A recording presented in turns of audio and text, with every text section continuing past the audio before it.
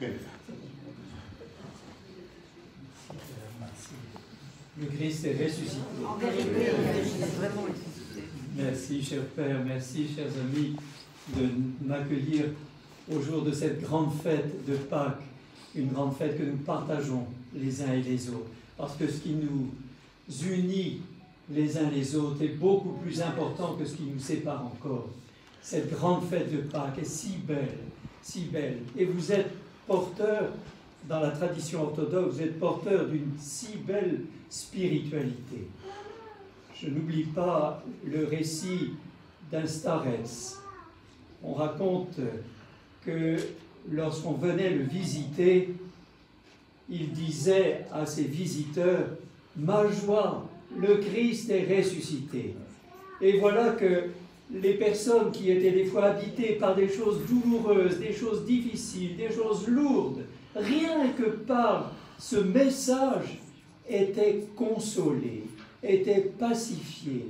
Ce grand starets qui ne répétait simplement que le message de Pâques. « Ma joie, le Christ est ressuscité ». Et vous êtes porteur de cette si belle tradition spirituelle des starets. Quelle joie pour moi de pouvoir fêter Pâques avec vous. Et puis je voudrais ajouter juste une toute petite chose.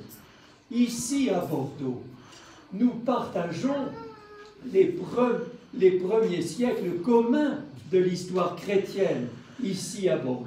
Et savez-vous cette histoire qui m'a été rapportée et qui est si belle, si belle. Vous savez que le christianisme arrive ici à Bordeaux vers la fin du deuxième, début du IIIe siècle, et puis arrive l'édit de Milan en 313, où le christianisme est reconnu par l'empereur Constantin. Peu de temps après, en 330, début du IVe siècle, on raconte l'histoire de celui qu'on appelle l'anonyme de Bordeaux, un pèlerin de Bordeaux, qui a l'audace de quitter Bordeaux pour aller en pèlerinage à Jérusalem. Une audace extraordinaire. On était au tout début du christianisme, c'était tout début de la foi chrétienne. Les routes n'étaient pas sûres, les gens se battaient encore. L'Empire n'était pas tout à fait en paix.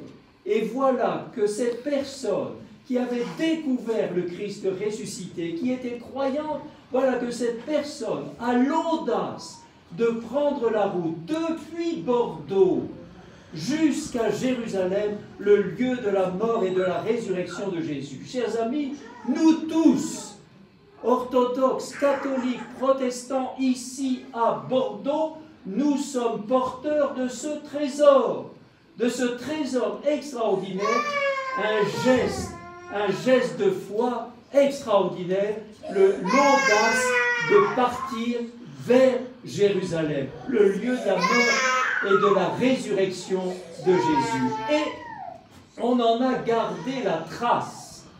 On a gardé la trace de son voyage. On sait où il s'est arrêté, ce pèlerin de Bordeaux, et comment il a fait pour revenir. Et il y a quelque chose qui m'a beaucoup frappé dans ce récit-là, un récit donc du début du IVe siècle. Ce qui me frappe, c'est qu'il n'a pas pris le chemin le plus court pour aller à Jérusalem et pour revenir de Jérusalem à Bordeaux.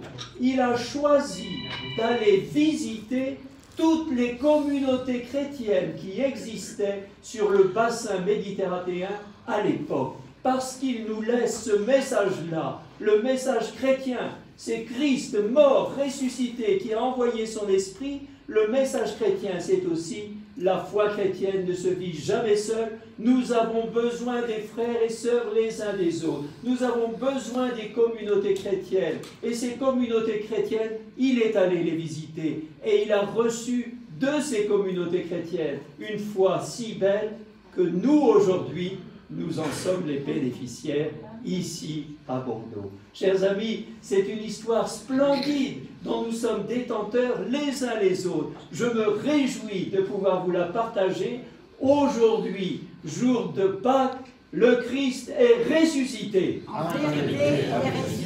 Amen. Merci, monsieur. Et la trésorière, elle a quelque chose de très simple, mais de tout cœur à vous offrir. Et moi aussi. Oh, merci beaucoup, madame. Merci beaucoup. Merci infiniment, madame. Et moi, je voudrais offrir, merci beaucoup. Je voudrais offrir au Père Papa Nicolaou, je voudrais offrir un petit livre.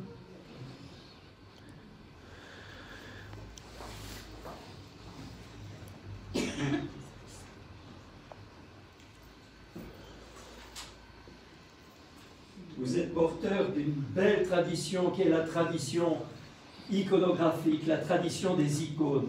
Et un artiste catholique, Fra Angelico, s'est tellement inspiré de l'art des icônes grâce à vous. Alors je voudrais vous remettre un petit livre sur Fra Angelico qui s'est inspiré de l'art de l'icône orthodoxe. Merci infiniment, Père. Merci à vous. Merci. Merci en union de prière. Merci infiniment et on applaudit. Le magnifique message du cœur. Merci. Maintenant, vous pouvez peut-être sortir, sauf ceux qui ont des affaires là, c'est pour vous.